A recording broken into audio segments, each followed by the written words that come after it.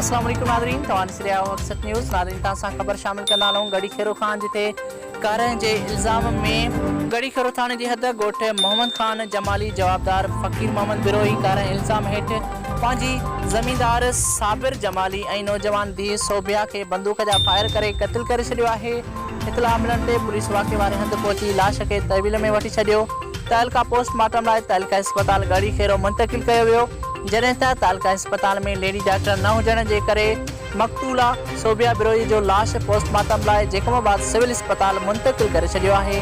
जॾहिं त SHO गड़ी खेरो अमानुल्लाह सूमरो डेली हक़सत न्यूज़ सां ॻाल्हाईंदे चयो त जवाबदार फ़कीर मोहम्मद बिरोही खे गिरफ़्तार कयो वियो आहे। वधीक जांच करे रहिया आहियूं। रिपोर्ट करे रहियो आहे अरशद खान खंड, हक़सत न्यूज़ गड़ी खेरो।